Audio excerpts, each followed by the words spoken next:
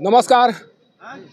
करीब 5 रोज पहले गुप्ता धाम जाने के क्रम में पिकअप पलटने से 4 लोगों की हुई मौत और करीब 27 लोग के घायल होने से उपजे दर्द के बीच आज गुप्ता धाम का आयोजन किया जा रहा है। अभी भी कई घरों में क्रंदन सुनाई पड़ रहा है। सभी लोग उस घटना को भूल नहीं पाए हैं और इसी बीच जिस तरह से प्रशासन के द्वारा इस कार्यक्रम का आयोजन किया गया है, क्या वो सही है? क्या जिस रास्ते को लेकर लगातार चर्चा हो रही है या जिस रास्ते पर लगातार दुर्घटनाएं सामने आ रही हैं, उस रास्ते की मरम्मती को लेकर कार्य किए जाने की ज़रूरत है? क्या गुप्ता धाम का महोत्सव चेनारी में होना चाहिए या जहां पर गुप्तेश्वर नाथ मौजूद हैं वहां पर होना चाहिए? इसी बात को जानने के लिए हम चेनारी में पहुंचे हुए हैं और यह जानने का प्रयास मेरे द्वारा यह किया जाएगा कि आज जो कार्यक्रम हो रहा है वो कितना महत्व रखता है और इससे गुप्ता धाम महोत्सव या गुप्तेश्वर नाथ धाम की लोकप्रियता पर क्या असर पड़ेगा। सर, आप ही से शुरुआत करते हैं। आपने भी सुना होगा कि 4 रोज पहले एक बहुत ही दर्दनाक घटना सामने आई थी जिसमें 4 लोग मर गए थे और करीब 26-27 लोग घायल हुए थे। अभी मात्र 5 रोज पहले की घटना है। आपको क्या लगता है आज जो कार्यक्रम हो रहे हैं ये कार्यक्रम ज़रूरी है या उस घटना से सबक लेने के बाद उस रास्ते की मरम्मती होनी चाहिए जिस रास्ते पर लगातार इस तरह की घटनाएँ हो रही हैं? देखिए, गुप्ता धाम महोत्सव का आयोजन तो सरकारी स्तर पर ही हो रहा है और इस महोत्सव का आयोजन सरकार को तीर्थ स्थल जहाँ गुप्ता धाम है वहाँ पर कराना चाहिए था।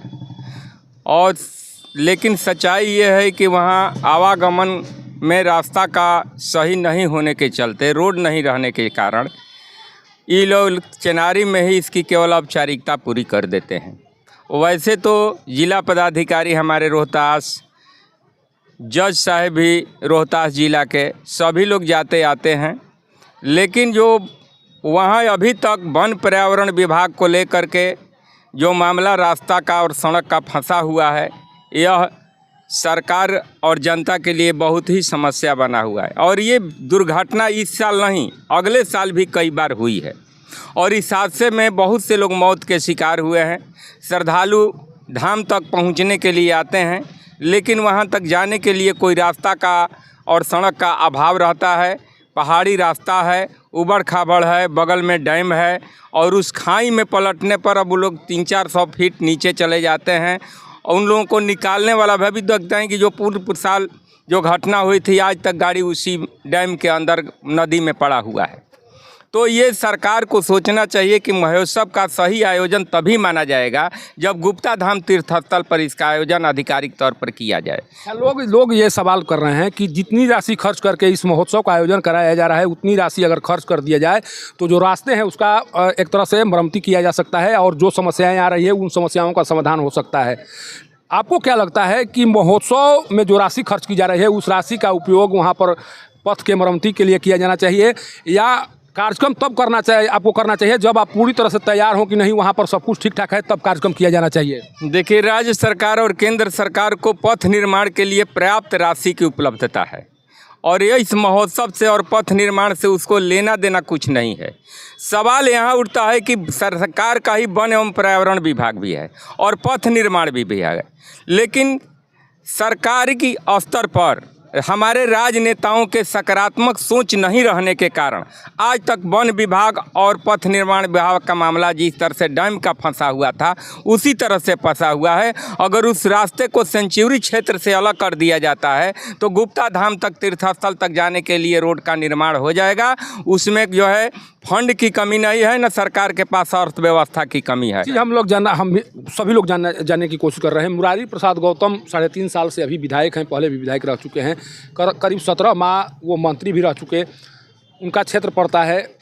गुप्ता धाम के विकास को लेकर उनके द्वारा कुछ कार्य किया गया जिस आधार पर ये कहा जा सके कि नहीं उनका भी ध्यान उस तरफ है? देखिए, गुप्ता धाम पर तत्कालीन विधायक ललन पासवान ने विधानसभा में गुप्ता धाम महोत्सव के लिए और गुप्ता धाम को हाईलाइट करने के लिए माननीय मुख्यमंत्री नीतीश कुमार की सरकार में आवाज़ उठाए थे, जिसका परिणाम रहा सकारात्मक प्रभाव पड़ा कि आज गुप्ता धाम का सरकारी स्तर पर यह प्रोग्राम कराया जा रहा है और गुप्ता धाम का लोग चर्चा में जानने लगे हैं। नहीं तो मुरारी गौतम के पीरियड में यहाँ के मंत्री भी रहे हैं, हमारे विधायक भी रहे हैं, लेकिन इनका कोई सकारात्मक सोच नहीं रहा कि गुप्ता धाम में 1 रुपया की राशि इनके द्वारा दिया गया हो। और इसका आधिकारिक घोषणा कहीं नहीं की गई है, न कहीं रोड के निर्माण के लिए कोई राशि का भी आवंटन हुआ है। देखिए, ये गुप्ता जी हैं जो लगातार, ये उपाध्याय जी हैं जो लगातार ये कह रहे हैं कि मुरारी प्रसाद गौतम जिस तरह से ललन पासवान विधायक रहते हुए इस समस्याओं के समाधान के दिशा में कार्य किया, अगर उस तरह से कार्य शायद मुरारी प्रसाद गौतम के द्वारा किया गया होता तो आज तस्वीर कुछ और होती।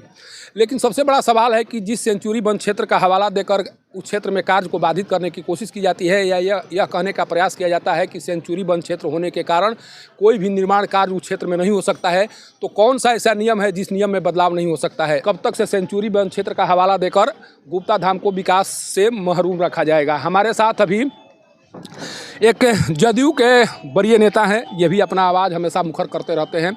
सर, ये जानने का प्रयास हम कर रहे हैं कि आखिर सेंचुरी वन क्षेत्र का हवाला देकर कब तक गुप्तेश्वर नाथ धाम को विकास की रास्ते से दूर रखा जाएगा? कब तक से उस रास्ते में जाने वाले श्रद्धालुओं की मौत होती रहेगी? और कब तक जो प्रतिनिधि हैं वो हाथ पर हाथ धरे बैठे रहेंगे? देखिए, जहाँ तक गुप्तेश्वर धाम के समस्या है, सरकार हमारा लगा हुआ है कि 84 मंदिर, शेरगढ़ किला, बाबा गुप्तेश्वर धाम, रुपये जो ये है माने 4 गो हब बनाया जाए, पर्यटक को दर्शनों के लिए आने जाने की अच्छा व्यवस्था हो।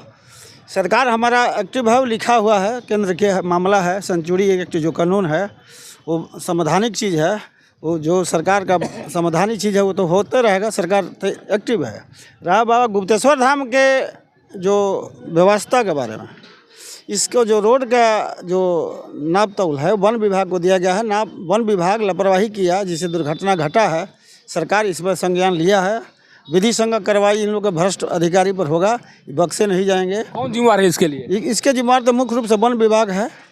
सरकार भी पहले कुछ गठबंधन के था, चूँकि जो डिप्टी सीएम पूर्व थे उन्हीं के, इसका भाई, उनके भाई मिनिस्टर थे, तो सारा जिम्मेवारी तो खैर जो चले गए तो उन पर ज़्यादा टिप्पणी नहीं करेंगे। इसलिए हम लोग काम पर विश्वास, हमारी सरकार काम पर विश्वास करती है।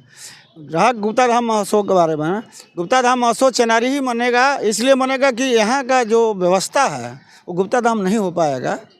अब रहा कि इस पैसा से मेडिसिन, एम्बुलेंस ये सब नहीं होने का कारण यात्रियों का अठट कठिनाई है। यहाँ का डॉक्टर कोई गुप्ता धाम नहीं जाता है, ये कटु सत्य है।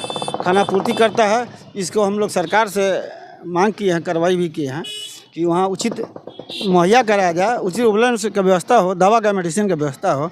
इसमें लापरवाही बहुत रहा डीएम और चेनारी डॉक्टर प्रभारी का। अच्छा, एक चीज़ हम जानने की कोशिश कर रहे हैं कि जो आज जिस कार्यक्रम का आयोजन किया गया है, उस कार्यक्रम के माध्यम से जो संदेश देने की कोशिश की जा रही है प्रशासन और पर्यटन विभाग के द्वारा, आपको लगता है कि इस तरह के कार्यक्रम को कराकर जो गुप्ता धाम की प्रसिद्धि है उसे दूर दूर तक फैलाया जा सकता है, जो उनकी महिमा है उसमें 4 चांद लगाया जा सकता है? इस तरह के कार्यक्रम जरूरी है गुप्तेश्वर नाथ धाम की महिमा को दूर तक पहुँचाने के लिए? देखिए, पूरे भारत में नहीं, पूरे विश्व में बाबा गुप्तेश्वर का जो सांचा ढांचा है पूरे विश्व में इस तरह का नहीं है। पूरे विश्व में, पूरे राज्य में, किसी राज्य में अगर है तो बनावटी किया गया है। यहाँ तक कोई बनावटी नहीं है। प्राचीन कालों से ये प्रत्यक्ष गवाह है कि बाबा गुप्तेश्वर धाम अपने आप में भगवान हैं। इनकी जो सरकारी लेखा जोखा में इनका नाम विलोपित कर दिया गया था, उसकी प्रचार प्रसार करने का एक सरकार का अच्छा प्लान है। इस प्लान को मैं स्वागत करता हूँ कि प्रचार होना चाहिए। बाबा गुप्तेश्वर धाम पर जो रोड का मामला है, वन विभाग मुख्य रूप से जिम्मेवार है। जो अधिकारी हैं जिनसे गाड़ी पलटा गया है लापरवाही से, वो लोग बक्से नहीं जाएंगे। सर, मंत्री से मेरी बात हुई है। अच्छा, एक चीज़ आरोप लगाए जा रहे हैं, कुछ लोगों के द्वारा ये आरोप लगाया जा रहा है कि वन विभाग की कोशिश है कि किसी तरह से कुछ ऐसा कार्य किया जाए जिस कार्य के बदौलत जितने भी गुप्ता धाम लोग जा रहे हैं उनमें एक डर पैदा हो। वन विभाग ये चाह रहा है कि गुप्ता धाम में जो जिस तरह से मेले का आयोजन हो रहा है, जिस तरह से उसे परेशानी उठानी पड़ रही है, जिस तरह से उसे बदनामी झेलनी पड़ रही है, अगर मेला का आयोजन नहीं होगा तो वहाँ पर इस तरह की परेशानी नहीं आएगी। कोशिश है, एक षड्यंत्र किया जा रहा है वन विभाग के द्वारा। लोगों के द्वारा आरोप लगाया जा रहा है कि किसी तरह से वहाँ का जो मेला है उस मेले को कम से या तो कम कर दिया जाए या पूरी तरह से बंद कर दिया जाए। जो ये आरोप लगाए जा रहे हैं उसमें कितना सच्चाई है? देखिए, बाबा का उन पर विश्वास जनता का है। इस मेला के बारे में अगर कोई ने इंटरफेयर किया, बाबा बकसने जाए, चूँकि फलस्वरूप हमारे सिर्फ साजन साहब मरे थे, एडीएम साहब मरे थे। बाबा के साथ जे छेड़छाड़ किया वो रहा नहीं। यहाँ तक कि लालू प्रसाद यादव जी का प्रोग्राम था, जुगड़ा जी प्रधानमंत्री थे, लालू प्रसाद यादव प्रोग्राम अपना काट करके सरकार गिराने में लगे, सरकार ने भगवान ने नहीं बख्शा, लालू यादव हट गए। बाबा का मंदिर के बारे में अगर कोई छेड़छाड़ करेगा, बाबा निश्चित स्तर से उनके सबक सिखाएंगे, बख्शे नहीं जाएंगे। ये हमारे देखिए, गुप्ता धाम को लेकर जो चिनारी के कुछ प्रबुद्ध व्यक्ति हैं उनकी राय है, और ये राय कभी कभी पार्टी लेवल पर बढ़ती हुई नजर आती है। मैं ऐसा इसलिए कह रहा हूँ कि जब किसी पार्टी के सदस्य के तौर पर बात करते हैं तो पता चलता है कि पार्टी का पक्ष वो रखना मुनासिब समझते हैं, समस्याएं उन्हें कम दिखाई पड़ती है। और आज तक चिनारी में इसी कारण से विकास के जो कार्य होने चाहिए वो नहीं हो पाते हैं, कारण कि जब पार्टियां बदलती हैं, उन विचारधारे बदल जाते हैं। लोग यह कहने की कोशिश करते हैं कि मेरी सरकार है, मेरी सरकार में इस तरह के कार्य होंगे, और शायद यही जो राय है या जो विभाजन है वो कहीं न कहीं गुप्ता धाम के विकास में बाधक बन रहा है। जब तक से यहाँ के लोगों के द्वारा समस्याओं के समाधान और उसकी गंभीरता को समझकर अपना बयान नहीं देंगे या उसे गंभीरता से नहीं लेंगे, तब तक से शायद गुप्ता धाम का विकास नहीं हो पाएगा। और जिस तरह से लगातार मौतें सामने आ रही हैं, उन मौतों को रोका नहीं जा सकता है। इसलिए ज़रूरी है कि यहाँ के रहने वाले लोग पार्टी हित को ध्यान में रखें, लेकिन पार्टी हित से ऊपर उठकर ये सोचने का प्रयास करें कि नहीं, किसी तरह से इस धाम का विकास हो, ताकि जो भी श्रद्धालु वहाँ पर जाने की कोशिश कर रहे हैं वो सुरक्षित वहाँ पहुँच सकें और वहाँ से दर्शन करके सुरक्षित वापस आ सकें। चिनारी से पब्लिक न्यूज़ के लिए सत्येंद्र चौबे की रिपोर्ट।